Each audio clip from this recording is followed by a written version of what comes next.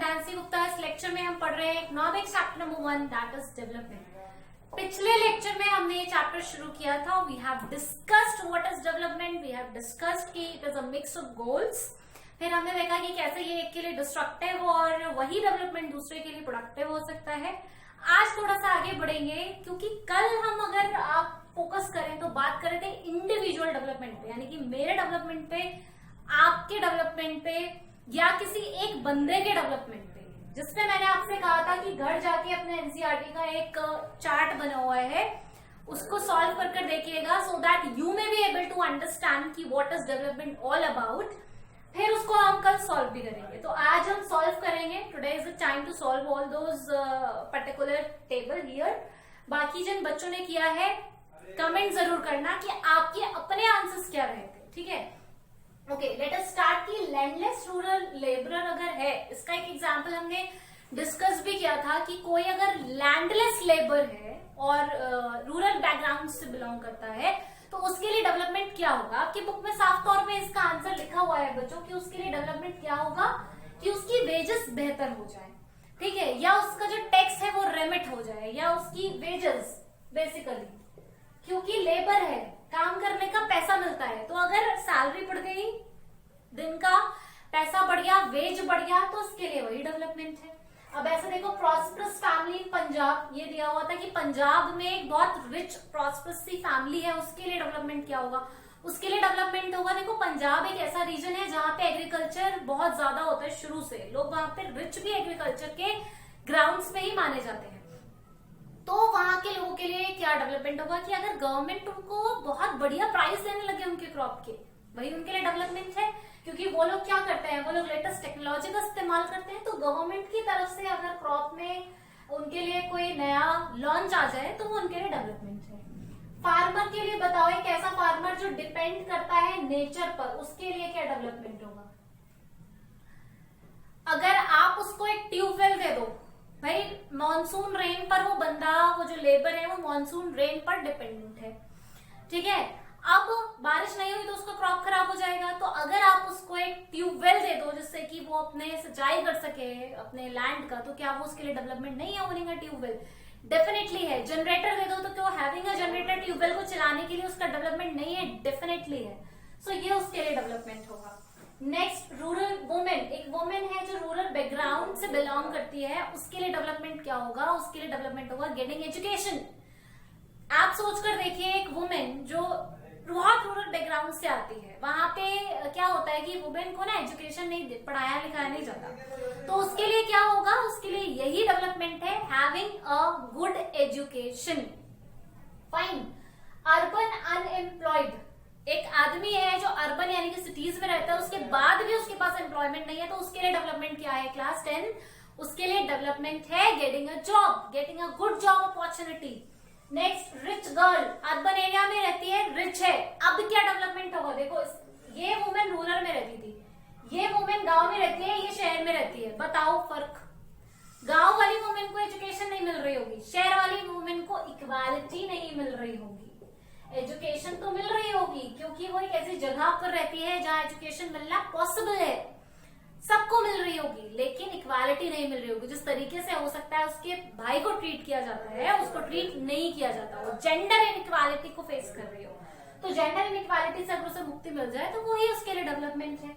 Last है आदिवासी। एक आदिवासी के लिए डेवलपमेंट क्या है? सिक्योरिटी। याद करो, क्लास 9 में चैप्टर पढ़े हो colonial development, sorry colonial government, जहां पे डेवलपमेंट बढ़ा रही हूँ तो डेवलपमेंट ही निकल रहा है मुझसे, जहां पे भाई आपके ब्रिटिशर्स ने पूरा एक फॉरेस्ट पर अपना कब्जा कर लिया था, तो आदिवासी इनसिक्योर हो गए थे। अब क्या डेवलपमेंट होगा उनके लिए? उनका जो स्टेटस है वो हमेशा से अलग रहा है, गरीब रहा है, पुअर रहा है, वीक रहा है, वो स्ट्रांग हो जाए, उनको भी पढ़ने लिखने की अपॉर्चुनिटी मिले, वो भी बाहर आए, एक्सप्लोर करें, लोग उनसे जो हीन भावना रखते हैं वो खत्म हो जाए, इक्वल ट्रीटमेंट मिले उनको, ये उनके लिए डेवलपमेंट है। उनकी सिक्योरिटी उनके लिए डेवलपमेंट, क्योंकि ये सब वो अपनी सिक्योरिटी के लिए करते हैं।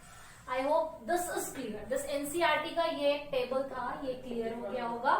मेरी बात सुन के अपनी लैंग्वेज में इसको बुक में फिल कर लेना, it will be very easy for you, ठीक है। अभी हाथों हाथ फिल कर लोगे ना तो याद है, कर लोगे, फिर भूल जाओगे, भूल जाओगे तो पूरा वीडियो फिर से देखना पड़ेगा। चलो अब आते हैं आज के टॉपिक पर। उस दिन हम बात कर रहे थे या हम इधर भी बात कर रहे थे तो इंडिविजुअल डेवलपमेंट की, अलग अलग बंदों के डेवलपमेंट की बात कर रहे थे। फार्मर का डेवलपमेंट, वुमेन का, रिच गर्ल का, आदिवासी का, लेबर का। अब बात करेंगे नेशनल डेवलपमेंट की, यानी कि कंट्री के डेवलपमेंट की एज अ होल।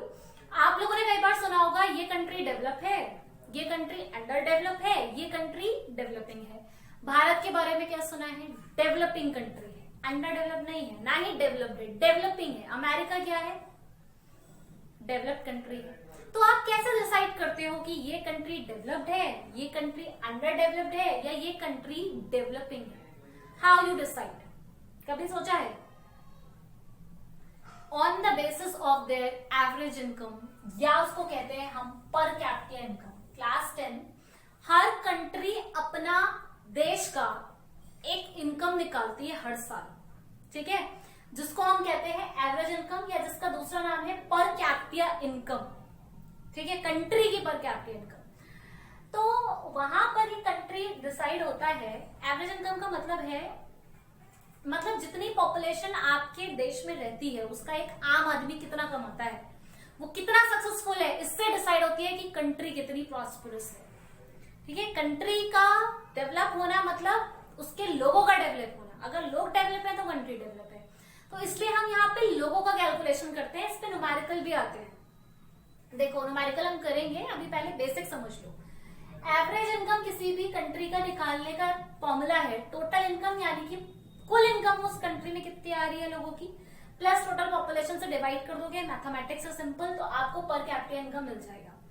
अब ये जो हमारी वर्ल्ड डेवलपमेंट कमेटी है, जो कि वर्ल्ड बैंक से चलती है, उसने 2017 की एक रिपोर्ट भेजी है बच्चों, और वो रिपोर्ट के हिसाब से उन्होंने कहा, यूएस डॉलर में रिपोर्ट कैलकुलेट किया उन्होंने, अगर किसी भी कंट्री की पर कैपिटा या एवरेज इनकम $12,056 से ज्यादा है या इतनी है तो वो कंट्री रिच है। अगर 1820 है या इससे ऊपर है तो वो कंट्री लो मिडिल है, मतलब मिडिल है। और अगर उसकी इनकम $955 से ऊपर है या इतनी है तो वो कंट्री लो इनकम कंट्री है, यानी कि और अच्छी डेफिनेशन में कहूं तो ये डेवलप्ड है, ये डेवलपिंग है, और ये अंडर डेवलप है, यानी कि अभी भी इनको अपने लोगों के लिए बहुत कुछ करना है, अभी भी इन्हें बहुत ऊपर बढ़ना है।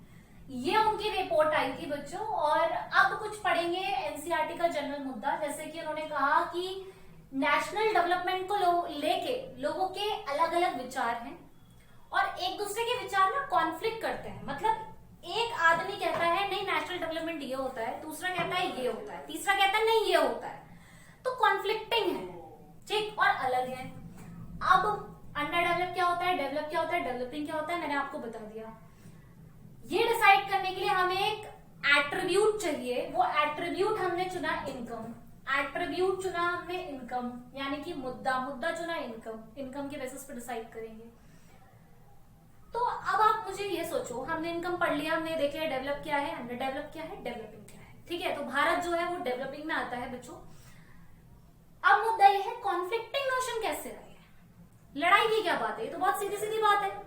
इनकम के बेसिस पर अगर आप कंट्री को कैटेगराइज कर रहे हो कि ये डेवलप्ड है, ये अंडर डेवलप है, ये डेवलपिंग है, तो इसमें लड़ने वाली क्या बात है। कॉन्फ्लिक्टिंग व्यूज कब आए? कॉन्फ्लिक्टिंग व्यूज ऐसे आए बच्चों, ये देखा गया कि कुछ कंट्री डेवलपिंग में आई और अंडर डेवलपिंग में आई, लेकिन वहां पे और चीजें बहुत अच्छी थी। जैसे एक कंट्री है, आपके टेबल, आपके एनसीईआरटी में टेबल बनी है जहां पे ये लिखा हुआ है, एक कंट्री है जिसके सारे लोग पढ़े लिखे हैं, पर किसी कारण से वो उतना नहीं कमाते जितना कि अमेरिका कमाता है। आप पूछोगे क्यों? देखो ऐसा हो जाता है, जब हम आपने चलो मैं नेक्स्ट स्लाइड में समझाती हूँ, क्योंकि अगर मैं इसको इरेज कर दूंगी तो बहुत सारे बच्चे जो लिख रहे हैं वो लिख नहीं पाएंगे, तो इसको हम छोड़ते हैं। नेक्स्ट स्लाइड में मैं आपको समझाती हूँ कि मैं आपसे क्या कहने की कोशिश कर रही हूँ। Just see class 10 see this table, ये टेबल आपको एक नया कॉन्सेप्ट समझाने के लिए एनसीईआरटी में गिवन है, पर यहाँ पे इसको मैं यूज कर रही हूँ यही कॉन्सेप्ट समझाने के लिए। एवरेज इनकम का देखो, आपको ये बता रही हूं मैं कि कैसे लोगों के व्यूज इस पे कन्फ्लिक्ट कर रहे हैं, ठीक, कि एवरेज इनकम को ही देखकर उसको ही सेट कर हमको एक कंट्री को डेवलप बना देना है, तय कर देना है, एक को अंडर डेवलप तय कर देना है, एक को डेवलपिंग तय कर देना है। अब देखो, जब ये कंट्री की एनालिसिस है, ठीक है, ये आए, ये है इनकम, ये है लाइफ एक्सपेक्टेंसी यानी कि एवरेज आदमी कितना जीता है कंट्री में, और ये है लिटरेसी यानी कि कितने लोग पढ़े लिखे हैं। तो अगर आप इनकम के बेसिस पर देखोगे तो जाहिर सी बात है श्रीलंका की हाईएस्ट इनकम है, यानी कि ये डेवलप्ड हो गई, ठीक है। अब जाहिर सी बात है ये हर जगह पे अपनी ज्यादा ही होगी, कोई बात नहीं, तो हमने श्रीलंका को डेवलप बना दिया, ठीक है, ठीक बात है। लेकिन क्या बांग्लादेश को अंडर डेवलप्ड कह देना सही होगा? इनकम तो बांग्लादेश की 3000 है, यानी कि बहुत कम है, लेकिन देखो सारा लोग की लाइफ देखो, हेल्थ देखो कितनी बढ़िया है, हेल्थ बहुत अच्छी है, 72 सेकंड नंबर पे लोगों की हेल्थ है। इसका मतलब कि यहाँ के लोग हेल्दी हैं, ठीक है। किसी वजह से वो कमा नहीं पा रहे हैं, वो वजह डिटेक्ट करने की जरूरत है, पर कंट्री अंडर डेवलप नहीं है, कंट्री अंडर डेवलप नहीं है। लोगों ने ये कहा, कंफ्लिक्ट कहाँ हुआ? लोगों ने कहा कि सिर्फ पैसा क्यों देख रहे हो, हेल्थ पे देखो। फिर किसी ने कहा कि सिर्फ हेल्थ क्यों देख रहे हो, लिटरेसी में देखो। भाई लिटरेसी तो भारत की भी अच्छी है, 10 के बाद सीधे 6 है, तो कैसे भारत अंडर डेवलप्ड हो जाएगा? भारत तो अंडर डेवलप नहीं है, क्योंकि हमारे यहाँ लोग ज्यादा पढ़े लिखे हैं, यहाँ से ब्रेन ट्रेन होता है, यहाँ के पढ़े लिखे लोग बाहर जाके काम करते हैं और फिर उनकी रेशो ऊपर हो जाती है। तो लोगों में इस तरीके से लड़ाई होने लगी कि नहीं, सिर्फ पैसे को देखकर आप मत तय करो कि हम गरीब हैं या हम अमीर हैं या हम अमीर नहीं है, और भी बहुत सारी चीजें हैं जिनमें हम आपसे बेहतर हैं। तो ये लड़ाई हुई, मुझे आपको ये टेबल उसने दिखानी थी और इसका एक सॉल्यूशन निकल कर आया, जिसके जवाब में ये टेबल एनसीईआरटी में बनी। सॉल्यूशन क्या है ये हम आज डिस्कस नहीं करेंगे, क्योंकि मुझे ऐसा लगता है आज बहुत कुछ पढ़ा दिया मैंने, आज आप कंफ्यूज हो जाओगे अगर आज ही बता दिया तो आज सिर्फ इतना समझ लो, एनसीईआरटी एक बार जाके देख लो, बहुत सारी टेबल डेटा सब इकोनॉमिक्स में दिया होता है, एक बार उस पर नजर डाल लो। वैसे तो मैं सब कुछ जो इम्पोर्टेंट है यहाँ पढ़ा रही हूँ, ठीक है, फिर भी देख लो चाहो तो। और उसके बाद इसके आगे इसका सॉल्यूशन क्या है, लोगों की कंफ्लिक्ट का क्या समाधान निकाला गया, उस पर हम कल बात करेंगे। Stay tuned for my next lecture, stay healthy, stay happy.